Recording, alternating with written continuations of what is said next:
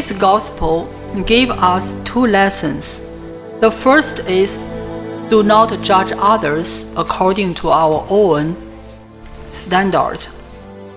But every time when my mother calls me, she would ask this question: what do you cook for your lunch or for dinner? Why don't you make some hot soup for yourself? Because hot soup is good for your body. But I keep on telling my mother, it's really hard for me to cook the soup, because in the Philippines it's quite hot and you have to wait the soup to cool down, then you can drink. It's better to just drink the cold water. But my mother told me, no, the cold water is not good for your body. And because in China the climate, if you drink cold water, you will get sick. That's why every Chinese, when we were raised up, we were not allowed to drink cold water. But in the Philippines, it is better to drink cold water.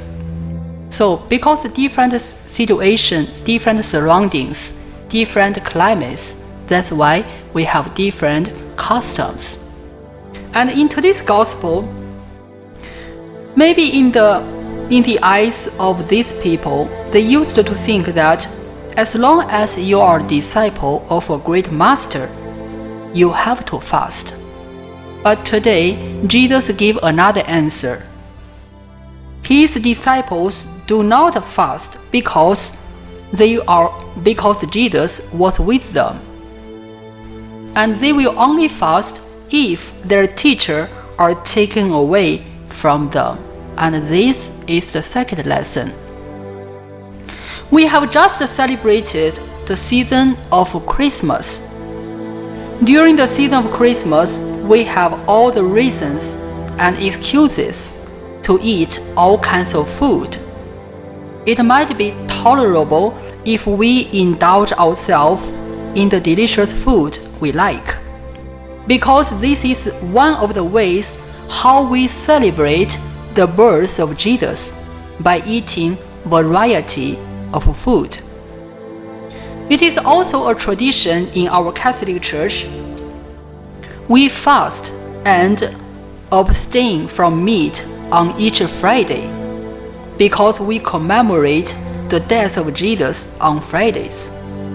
But if a feast day or a solemnity falls on a certain Friday, we would not consider it a fault or a sin if we eat meat on that day. Why? Because there is something greater than the abstinence on Fridays. So in the same way, Jesus allows his disciples to be exempted from fasting as long as he is with them. But when he was taken away from them, his disciples would start to fast. So our action should be in accordance with the spirit of the liturgical season. And if we compare Christmas time with the honeymoon for couples, or maybe for our religious, it's like the day of our solemn profession, or like our birthdays. The season of ordinary time is like those days, as plain as water. It might be boring sometimes, but we could add a flavor to it. The ordinary time is a time to prepare, a time to restore, a time to store energy, and a time to dream more. Let us not forget that Jesus spent 30 years in hidden life just to prepare for 3 years in public life.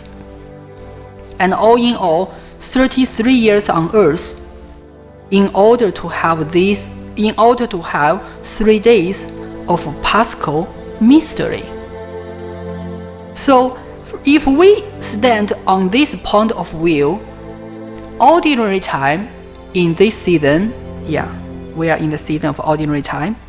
Ordinary time is meaningful and our ordinary time and our ordinary life has a purpose. Let's imagine maybe maybe this can happen to each one of us.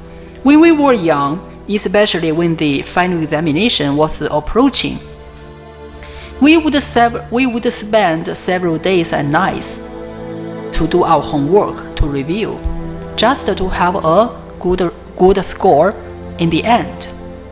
We think that if we spend more time in preparation, we can achieve a certain goal, and these days are meaningful. In the same way, in the season of ordinary time, we can also make it meaningful and with a purpose.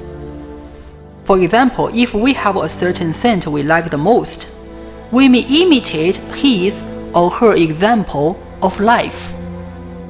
If we want to complete reading the Gospel or the whole Bible, we can set a schedule to read several chapters each day. As long as we have the purpose in our mind, we have the aim, we can make a procedure to accomplish it. Jesus spending the ordinary time on earth also, but there is a time to fast, there is a time to feast. And now is our time to see how are we going to celebrate the spirit of ordinary time.